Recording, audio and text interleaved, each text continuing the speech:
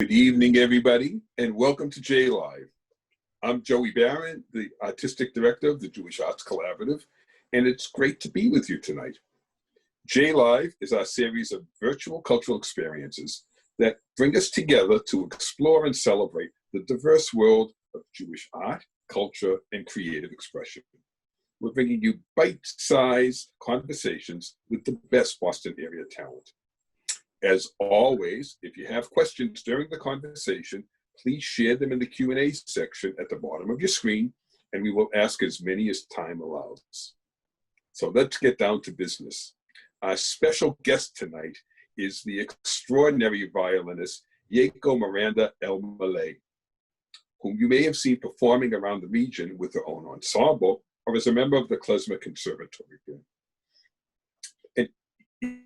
We've known each other a while, and whenever I try to describe your music to people, I talk it. It's like this crazy fusion of klezmer, world, and classical music, and I hear it every time. And I'm wondering, how did you come to have so many musical influences? Wow, that's a really good question. So I grew up in a pretty diverse family. My mother grew up in France with a Jewish family. My father's from El Salvador. Both my grandfather and my mother's side and my father's side were musicians. And there's just art. We're just artists. That's all we are. We're just artists. And so there was just a lot of influence from different countries, from different cultures, just having a lot of musical and creative influences in my home. And my parents just exposed me to lots of world music.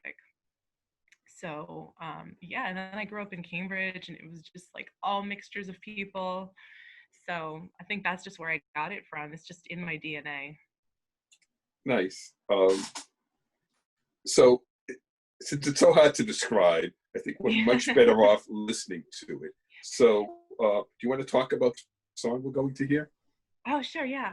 So okay, this first song is called The Maroon, and it's a nigun, and I heard it from an album that was like took place in like Jerusalem, like with all men singing this nigun. It sounds super, orthodox, and it's very traditional, and I just wanted to kind of incorporate like a Middle Eastern kind of a sound with percussion. So we kind of like made it a little edgier because I love that sound. And about 2 months ago, or maybe it was about a month ago, we did a Facebook Live concert in my yard. And this is the video that my neighbor caught on his phone, and it turned out really cool. And we have like lights there. It's got this like Nirvana vibe, like when they did their unplugged concert. And there was like a thunderstorm and everything. So I hope you guys enjoy it. I love it. Let's hear it. I love playing it.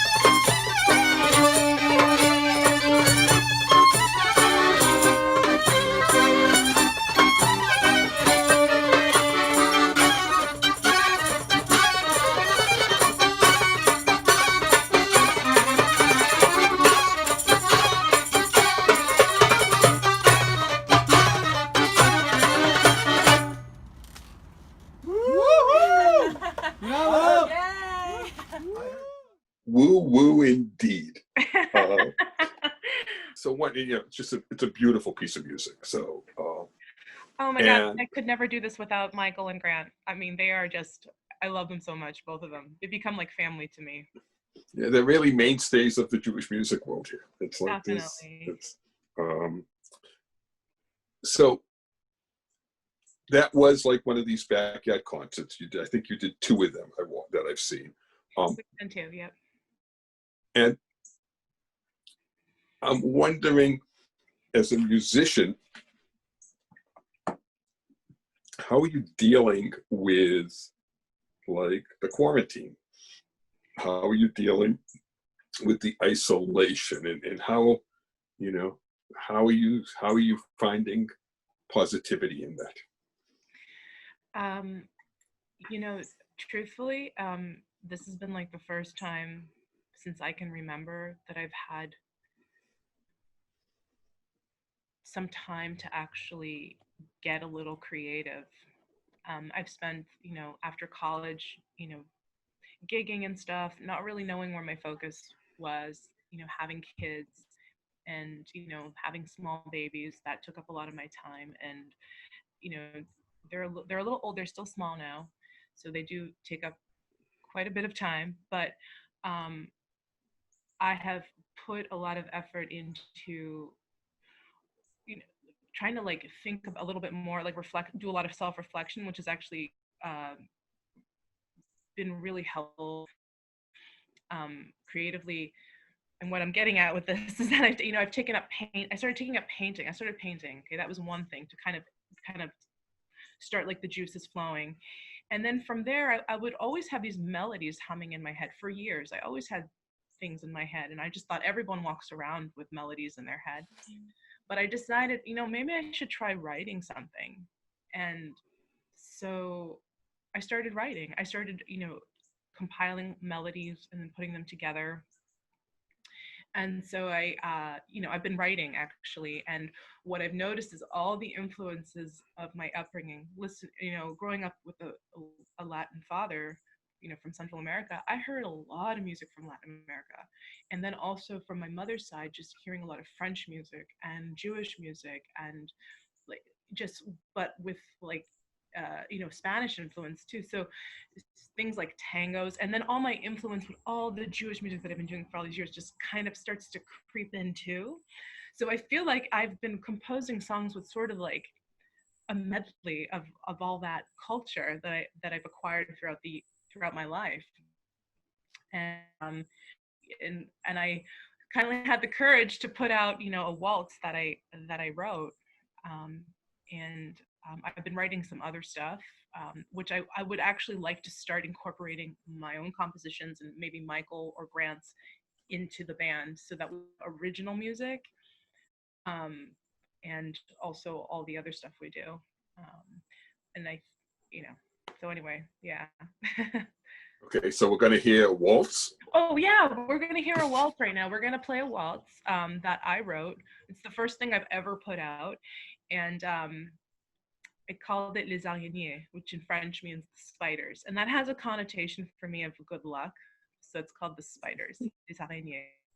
Nice. Well, let's go listen to the spiders. Okay. Maybe we'll call repeats. We're just gonna. You can even play the melody. Oh, she's gonna let me play the melody. Even test my sight reading. I think he should do an intro too.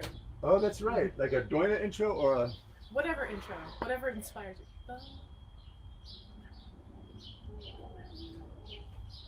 That's the tempo. So whenever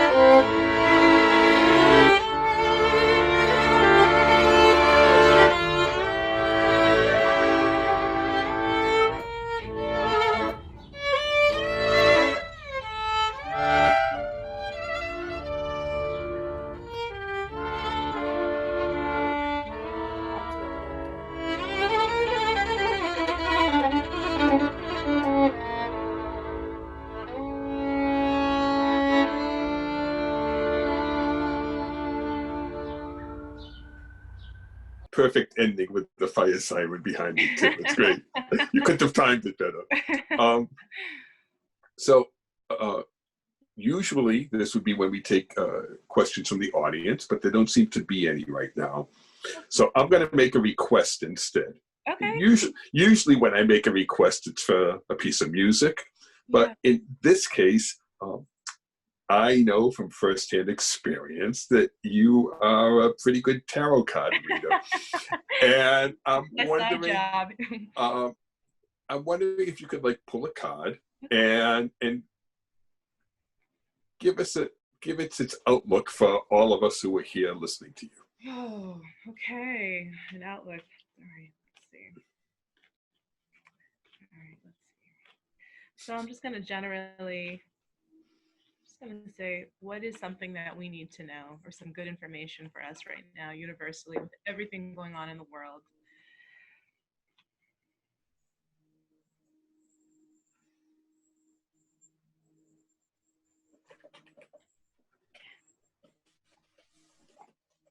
Wow, this is really interesting. The card I pulled, if you can see it over here, I can get into this deck a little bit, but what's interesting about this card, and it just feels really significant. First of all, it's 10 of discs. Usually discs represent things that are earthly, like matters of money, financial gain. But for me, this feels like, we might be struggling for a while, and there might be some difficulties. And I don't just mean financially, I just mean like just with feeling like we're grounded, but things will eventually settle. They will, and there's a lot of richness to be taken that will come our way. But what's interesting about this card is I know for a fact that when Aleister Crowley designed this card, he designed this representing the Kabbalah's tree of life, and there's actually some Hebrew letters in there. It says Raphael over there. So if I was taking this as like some sort of wisdom, how I would, for myself and for the people, I would say, like, hold on to what's important to you. Hold on to things that have real richness and value, not necessarily money, but things like family, stability, peace of mind, the things that kind of create wholeness, and value that. And that's what I would hold on to, and think about that and hold that in your heart. Because that's really what matters. It's building that for your life and building that for the future, and not to get off track. It actually feels very positive to me when I pulled this card. To remind people of what's really important. Great. I hope that was helpful. That's great. It's great. Yeah. We can never have too many reminders to just stay grounded in this world. That's great. Stay grounded and hold on to what family matters.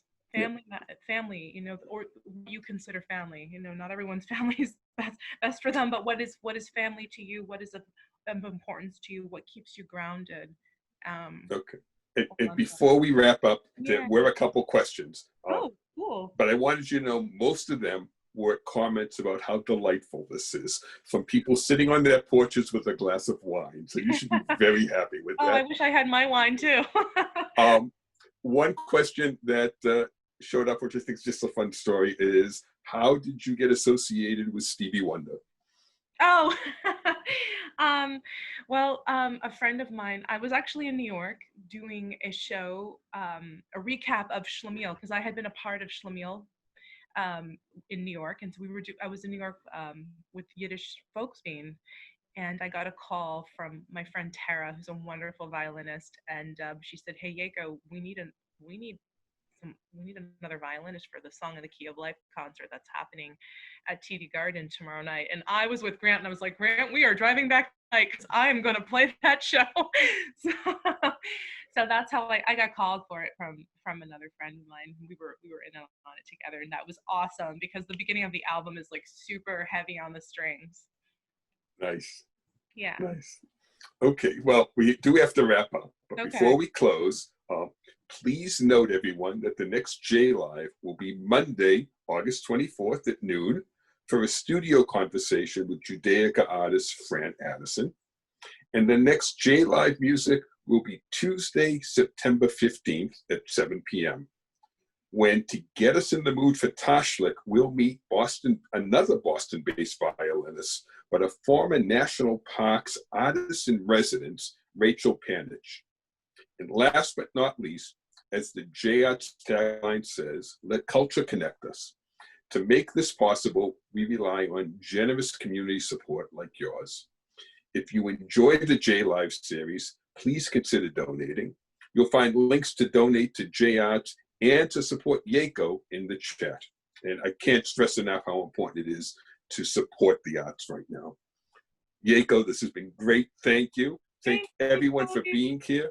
And don't forget to follow JArts on Instagram and Facebook. And stay well, everyone. Thank you.